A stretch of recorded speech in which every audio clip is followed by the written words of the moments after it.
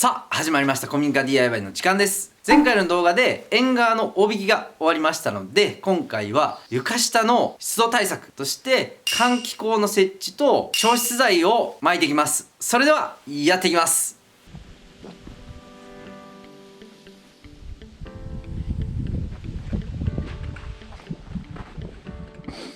向こうの方ですね、向こうの方に換気口を増やしたいですね。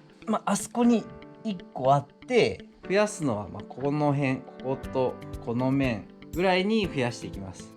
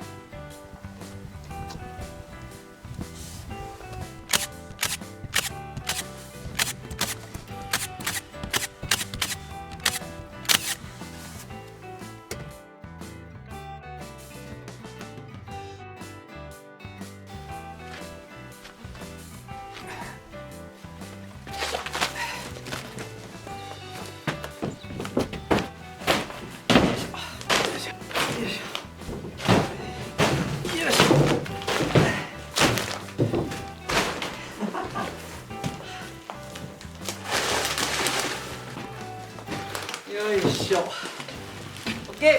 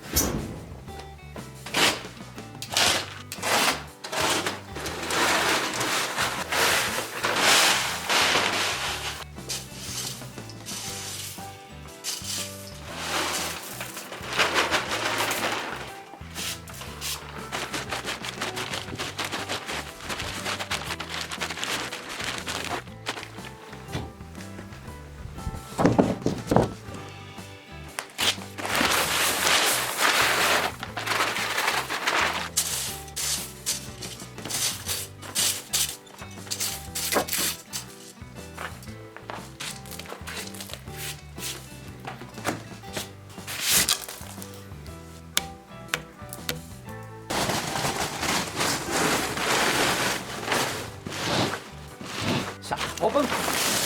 おお、これ小だけですね。土壁の中に入ってた炭焼き職人さんに炭にしてもらいました。すごいね、炭の香りしますね。いいな。これを調湿剤の上にさらに巻いていきます。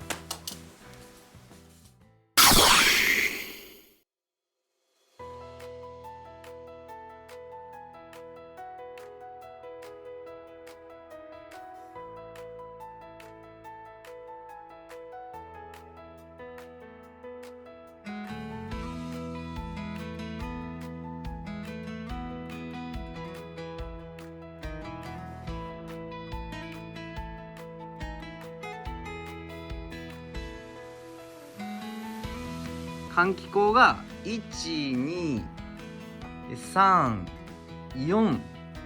で、角にもあって56ですね。縁側の方はね、完全にこう開口になってます。で、獣よけの柵ぐらいしか作らないので、この縁側の方からザーッとね、風が通って向こうに抜けてくれるんじゃないかと思います。最後まで見ていただきありがとうございます。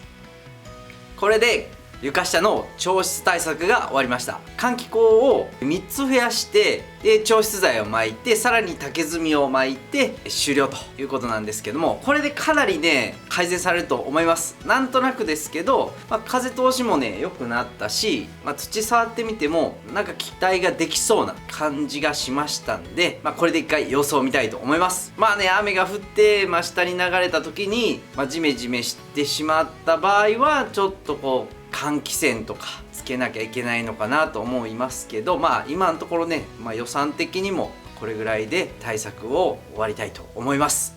次は根太張り捨て張りをやっていくんですけど、根太を張りながら断熱材も詰めていくので、まず断熱材と根太張りで1本と捨て張りで1本という形でちょっと動画を分けさせてください。